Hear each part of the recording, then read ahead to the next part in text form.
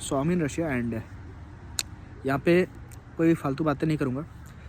I only talk about what is important to be talked about and the most important thing is कि हमें as Indians और as a fellow South Asians ये लगता है कि NEET में, India में तो नीट होता है, बाकी देशों का नहीं पता, तो नीट में कम नंबर्स आए, या हम ऐसा नहीं कह सकते कि नंबर कम आए, बट हाँ ये ज़रूर है कि हम वहाँ पे एक गवर्नमेंट मेडिकल कॉलेज की सीट सिक्योर नहीं कर पाए. And then the best option comes to be Russia और any country of USSR like Kyrgyzstan और उज़्बेकिस्तान और यूक्रेन और रशिया लाइक दैट. तो यही सोच के मैं रशिया आया था एंड माई होल प्रोसेस मैं यहाँ पे बताऊँगा कि क्या चीज़ें कैसे हुई, कैसे मैं आया.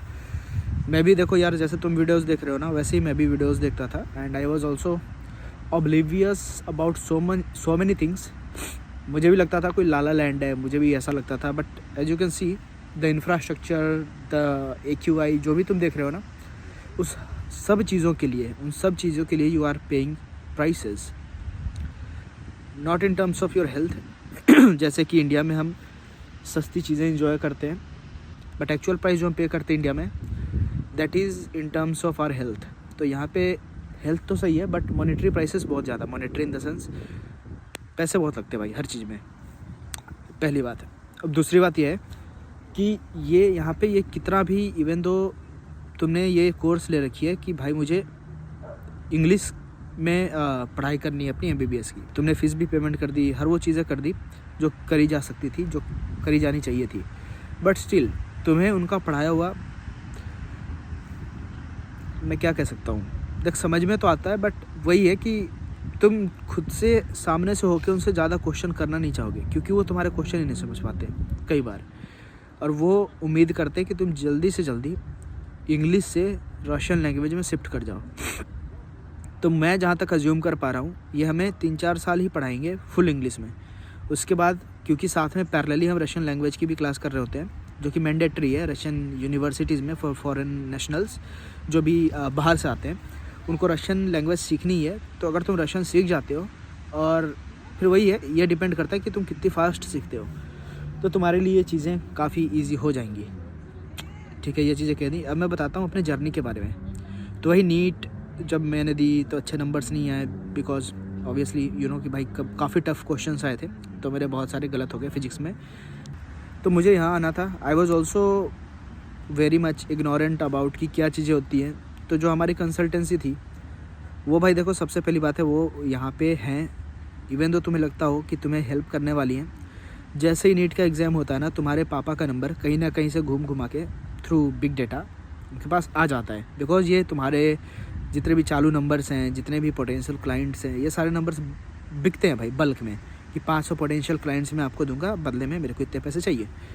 तो किसी ना किसी 3-4 कंसल्टेंसी वालों ने मेरे पापा को कॉल करा, अप्रोच करा, और सब एक दूसरे से बढ़िया ऑफ़र दे रहे हैं कि भाई मैं इतने में आपको रशिया में ये करा दूंगा, वो करा दूंगा, बहुत सारी बातें. तो भाई देखो, वो यहाँ पे जो भी कंसल्टेंसी वाले हैं, यहाँ पे they are only to make profit out of you, to earn money. हाँ सर्विसेज वो देते हैं, नो डाउट, बट यार तुम्हें वो सेटिस्फेक्शन ये नहीं रहेगा. तुम्हें लगेगा कि यार तुमसे वो, अब ऐसे समझो कि जैसे करेंसी कन्वर्जन की बात आई ना, तो उसमें भी वो कट रख रहे हैं, फिर हर चीज़ में. उसके बाद फिर क्या था, मैं अपन जब यहाँ पे सिंपल सी बातें कि जब वहाँ से दिल्ली में गए अपन, तो मेरे 10,000 पेंडिंग थे. पापा ने कहा था कि 10,000 हम उनको तब देंगे जब तुम सेफली रशिया पहुँच जाओ, हॉस्टल मिल जाए, जो उन्होंने प्रॉमिस कराया, सिम विम जो भी है, हर चीज़ जब फुलफिल हो जाए तो 10,000 हम इनका यहाँ से रिलीज़ कर देंगे. अभी इनको ब्लॉक करके रखते हैं, रोक के रखते हैं. बट नहीं, प्लेन का टिकट देने से पहले, या जो भी हमारे पासपोर्ट वो शुरू में ले लेते हैं, तो वो पासपोर्ट तुम्हें वापस देने से पहले वो कहते हैं कि भाई पेंडिंग अमाउंट जो है वो क्लियर करो. तो मुझे करना पड़ा. गेस व्हाट, हम मॉस्को की सर्दी में, यानी कि 3-4 डिग्री सेल्सियस हो रहे थे एयरपोर्ट पे, उतने ठंड में अपने लगेजेस को लेके शाम के 8 बजे से सुबह के 8 बजे तक, यानी 12 घंटे, वो भी नाइट में, हम ऐसे ही बैठे रह गए वहाँ पे. मैं आपको कुछ फ़ोटोज़ और वीडियोज़ डाल देता हूँ. वीडियोज़ तो शायद से नहीं होंगी, फ़ोटोज़ मेरे दोस्त ने खींची थी. मेरे को बहुत गुस्सा आ रहा था, बट वहाँ पे उन्होंने कहा कि भाई देखो, मैनेज तो तुम्हें ही करना पड़ेगा, 12 घंटे का लेओवर है या जो भी है. तो मॉस्को से फिर जो मुझे इस शहर में आना था ना, जहाँ पे मैं अभी हूँ, वहाँ आने के लिए भाई बहुत मगजमारी, क्योंकि एयरपोर्ट पे एक वो कैप्सूल्स बने रहते हैं जहाँ पे आप जाके सो सकते हो, बट वो कॉस्ट कर रहा था हमें 40 से 50,000 रूबल्स, यानी कि रुपीज़ में कह लो तो 60,000, क्योंकि रुपीज़ अभी भी इन अ वे रशियन रूबल से सस्ती है, यानी रूबल्स अभी भी थोड़ा स्ट्रॉन्ग होल्ड रखता है। 1 रुपये में 0.9 रूबल्स ऐसा आते हैं, तो 60,000 रुपये दे के मैं पूरी रात रह सकता था। तो वो तो ऑप्शन पहले ही काट दो भाई, वो तो इम्पॉसिबल सी बात है। अगेन फिर मैंने कहा कि चलो कुछ खा लेते हैं। खाने का भी दुनिया भर का महंगा भाई। वो कंसल्टेंसी वालों ने कुछ प्रोवाइड नहीं कराया, ना फूड प्रोवाइड कराया, ना शेल्टर प्रोवाइड कराया। 8 घंटे उस ठंड में हम ऐसे ही रह गए। बट ये बातें बताने की होती है, ज़रूरी होती है, क्योंकि यार देखो उनकी प्लानिंग गड़बड़ थी। वो तुम्हारी मतलब तुम उनकी रिस्पॉन्सिबिलिटी था कि तुम कंफर्टेबली एटलीस्ट पहुंच जाओ, पर पूरी रात तुम तो वही था कि अपने लगेज पे हमने पैर रख दिए और ऐसे करके किसी तरह से अपनी नींद पूरी कर रहे थे। और मेरी ऐसी आदत थी नहीं कि ऐसे मैं कहीं भी सो जाऊँ, यार नींद भी नहीं आ रही, अनाउंसमेंट हो रहा, शोर शराबा, पुलिस बहुत सारी चीज़ें आ रहे हैं जा रहे हैं भाई, कुत्ते आ रहे, वो सूंघने वाले लगे सूंघ सांघ के जा रहे इधर उधर से। तो ये सारी चीज़ें हुई। फिर हम यहाँ पहुँचे रशिया में। वो कहते थे कि तुम्हें सिम मिलेगी। गेस व्हाट, सिम नहीं मिली। सिम क्या, ना हमारा अभी तक इन्होंने इंश्योरेंस कराया, ना कुछ नहीं करा, किसी का नहीं, कोई भी कंसल्टेंसी नहीं कराई, क्योंकि वो करा ही नहीं सकते। द थिंग इज़ यहाँ पे रूल्स एंड रेगुलेशन सारे चेंज हो गए हैं। पहले था कि आओ तो सीधा सिम ले लो अपने पासपोर्ट के बेस पे या जो भी है। अब यहाँ पे गॉस्लो ऐसा कुछ बनता, फिर उसके बाद स्निल्स बनता। ये 3-4 चीज़ें कहलाती हैं। कुछ डॉक्यूमेंट्स हैं जिसमें बायोमेट्रिक, तुम्हारी आवाज़, ये सारी चीज़ें, मतलब बायोमेट्रिक एक्चुअली वो लेते हैं तुमसे। उसके बाद तुम्हें यहाँ की कोई आईडी वाईडी देते, उसके थ्रू तुम्हारा सब चीज़ बनता है। और वो बनाने के लिए मेरे भाई तुम्हें पासपोर्ट का चाहिए ट्रांसलेशन। पासपोर्ट का इंग्लिश टू रशियन में ऑफिशियल ट्रांसलेशन, उस पर मुहर लगी होती है, स्टैंप लगा होता है ऑफिशियल ट्रांसलेटर का, विच मार्क्स और विच डिनोट्स कि भाई ये लेजिट ट्रांसलेशन है। तो वो ट्रांसलेशन भी हमें हमारे हाथ में नहीं मिला। तो वो कहते हैं डीन के ऑफिस में जमा है, वहाँ से निकलवा लो। द थिंग इज़, डीन के ऑफिस में जो ओरिजिनल ट्रांसलेशन जमा है, तो वो तो कॉलेज के पर्पज़ से था ना, कि कॉलेज को भी ट्रांसलेशन चाहिए। तुम्हें 3-4 ट्रांसलेशन उसकी वो कॉपी रखनी चाहिए थी, बट उन्होंने नहीं दिया। तो अभी डीन के ऑफिस में जाना है, ट्रांसलेशन लेके जाना है। एक सरकारी बिल्डिंग है, यहाँ का ब्लॉक सिस्टम या जो भी होता होगा, वहाँ पे जाके अपनी बायोमेट्रिक्स देनी है। वो अपडेट होके हमें गॉस्लो या स्निल्स ऐसा कुछ मिलेगा। फिर उसको यूज़ करके हम सिम कार्ड ले पाएंगे और उसको यूज़ करके हम बैंक अकाउंट खुलवा पाएंगे। So here as of now I have no medical insurance. अगर मुझे यहाँ पे कुछ होता है then I am not insured here. मेरी कोई इंश्योरेंस नहीं है अभी तक।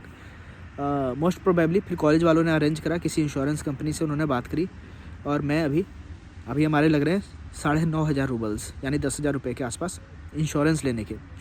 और उसके बाद HIV का तो हो गया था टेस्ट, TB का पता नहीं किसी चीज़ का और टेस्ट वेस्ट होना बाकी है। तो मतलब ज़्यादातर चीज़ें ना जो कंसल्टेंसी आपको बोलती है वो नहीं कराती है। हमारा जो कॉलेज है वो करा के देगा, या तो तुम्हारे सीनियर्स करा के देंगे कि भाई सिम खरीदना सीनियर्स के साथ ही जाओगे, शूज़ सीनियर्स के साथ ही जाओगे, जैकेट खरीदना सीनियर्स के साथ ही जाओगे। And this is how we proceed. Consultancy तुम्हें यहाँ पहुँचा देती है। फॉर मी, जैसे मैं अपनी बात बताता हूँ, मेरे साथ क्या हुआ था। कंसल्टेंसी मुझे यहाँ मतलब एयरपोर्ट पे उन्होंने मुझे छोड़ दिया कि भाई तुम आगे अब सीधे मॉस्को, और मॉस्को से ये शहर जहाँ पे भी मैं हूँ, जिसका मैं नाम अगले वीडियो में शायद से बताऊँगा, यहाँ पर तुम अपने आप बाय योर ओन, इवन तो तुमने कभी आज तक ट्रैवल नहीं करी है, तुम्हें नहीं पता बोर्डिंग पास क्या होता है, तुम्हें नहीं पता इमिग्रेशन क्या होता है, तुम्हें कुछ नहीं पता, फिर भी तुम्हें छोड़ देते हैं कि भाई तुम नेविगेट करो खुद से और खुद से जाओ। सालो एक बार बता दिया, थोड़ा समझा दिया, भाई इतनी एंग्जाइटी, इतनी टेंशन, इतनी ट्रैवल एंग्जाइटी रहती है कि मेरे दिमाग में कुछ रजिस्टर ही नहीं हो पाया। भाई मैं तो लैपटॉप बैग अपनी 2 बार छोड़ गया प्लेन में बोर्ड करने से पहले। मुझे क्या पता होगा तुम क्या बक रहे हो कि भाई इमिग्रेशन में जाओ, यहाँ जाओ, फिर वो एक ऐसी सी विंडो मिलेगी, वहाँ जाना, वहाँ जाके ये बोलना, और ऐसे नहीं आता भाई। तुम्हें साथ में चलना चाहिए था ना। इतने पैसे किस बात के लिए तुमने 2.5-3 लाख रुपए एक्स्ट्रा लिया हमसे, मतलब कि जो भी फीस जो भी चीज़ें हैं ना उसको छोड़ के 2.5-3 लाख हमसे पर पर्सन से उन्होंने कमाया है, और 7-8 बंदों को ऐसे भेज दिया कि खुद से नेविगेट करते हुए जाओ। मोस्ट प्रोबेबली अगर आप साउथ के कुछ कंसल्टेंसीज़ हैं जिनके लोग साथ में जाते हैं, बट वो पैसे भी ज़्यादा लेते हैं। हमारे कंसल्टेंसी ने किसी को साथ में नहीं भेजा, and this was not a good thing to do, right. फिर हम यहाँ किसी तरह से पहुँच जाते हैं अपने शहर में। फिर यहाँ पे यहीं का एक स्टूडेंट जिनकी टाई अप उस कंसल्टेंसी से होती होगी, वो रिसीव करने आता है और यहाँ लाके हमें छोड़ देता है। यहाँ हॉस्टल में गेट के अंदर भी नहीं आता, कहता कि we are not allowed. I guess, okay then फिर वो हमें एक टाइम का फूड देता है एंड देन वो कहता है कि बाकी तुम और तुम्हारी यूनिवर्सिटी तुम समझो, ऐसा। या फिर कोई नहीं, हम यार लोग रह ही रहे हैं और हम कोई बच्चे तो है नहीं, तो हम अभी तक it's 10 to 15 days since we have landed here and I am sound, I am good, I am not ill, but वही है कंसल्टेंसी का थोड़ा रहता है इनका कि they are not here to help you. अब वो क्या है कि बहुत जो एक मैसेज करने पे 4 रिप्लाई आती है ना भाई, शुरू में ये बताएं, सीधा कॉल ही कर देते कि हाँ बताओ क्या प्रॉब्लम है, ऐसे ऐसे पूरी बातें समझाते हैं, वैसा नहीं रह जाता। यहाँ आने के बाद एक मैसेज करो तो 1 रिप्लाई आता है, ऐसा। हमारी कंसल्टेंसी तो फिर भी ठीक है, बाकी लोगों की कंसल्टेंसी तो एकदम से अजीब सी है भाई, एकदम गुस्सा सा आता है कि भाई गाली दे दूँ, क्या करूँ कॉल कर। यहाँ आने के बाद जो सबसे पहले तुम यूट्यूब पर देखते हो ना कि भैया ऐसे रूम मिलेंगे, डबल सीटर, ट्रिपल सीटर, भाई हमें अभी हम we are living in a 6 seater room, 6 जन एक रूम में रह रहे हैं बिकॉज। और एक चीज़ और है, हर यूनिवर्सिटी जितनी उनकी डिग्री है ना उनके पास कि अलाउड है कि they can give up to 250 degrees, तो 50 लोग एक्स्ट्रा भर लेते हैं। क्यों? आई डोंट नो, शायद से उनको फीस चाहिए होगी। और फिर 50 लोगों को एक्सपेल करते कि वो पढ़ाई अच्छे से नहीं कर रहे हैं या मारपीट कर रहे हैं या शराब नारकोटिक्स में पड़ गए या जो भी रीज़न, उनको 50 लोगों को एक्सपेल करना ही है। हमारी यूनिवर्सिटी में भी ऐसा ही है कि ये लगभग 25 से 50 लोग ज़्यादा भरते हैं और उतनों को एक्सपेल कर ही देते हैं लास्ट जाते जाते। तो तुम्हारा कंपटीशन यहाँ भी है, टॉप 250 में आना है मुझे एटलीस्ट। तुम्हारा नहीं पता तुम कौन सी यूनिवर्सिटी में जाओगे और वहाँ पे उनका ऑपरेटिंग प्रोसीजर या मोडस ऑपरेंडाई कहते हैं ना, वो कैसा है।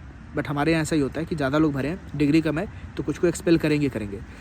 ऑल्सो अब यही रीज़न है कि हॉस्टल्स उस हिसाब से बनाए नहीं है, तो एक हॉस्टल में 6 लोग रह रहे हैं अभी के लिए। अब वो कह तो रहे हैं कि 4 सीटर वापस से कर देंगे, but I don't know what is there for us in the future. ये एक बात है। मैंने यूनिवर्सिटी की पढ़ाई के बारे में बता दी कि हाँ, पढ़ाई में teachers are professional, Russian language बहुत बढ़िया पढ़ाते हैं और वो जो लैटिन लैंग्वेज बहुत बढ़िया, फिलोसफी नहीं, मज़ा नहीं आ रहा उसमें, जबकि फ़िलोसफी एक ऐसी सब्जेक्ट है जो अगर आदमी पढ़े तो नाचने लग जाए, मज़ा ही आ जाए ज़िंदगी का, लेकिन वो आ नहीं रहा भाई। बायोलॉजी में अभी जेनेटिक्स चल रही है जो कि बहुत मज़ा आ रहा पढ़ के। मतलब फिर वही है ना कि हम ज़्यादा उनको फोर्स भी नहीं कर सकते कि सर ऐसे समझाओ ये क्यों हुआ। वो समझा तो देंगे लेकिन उनके लिए भी it is bit tough for them to communicate in English, तो हमें भी काफ़ी चीज़ें खुद से समझनी पड़ती है।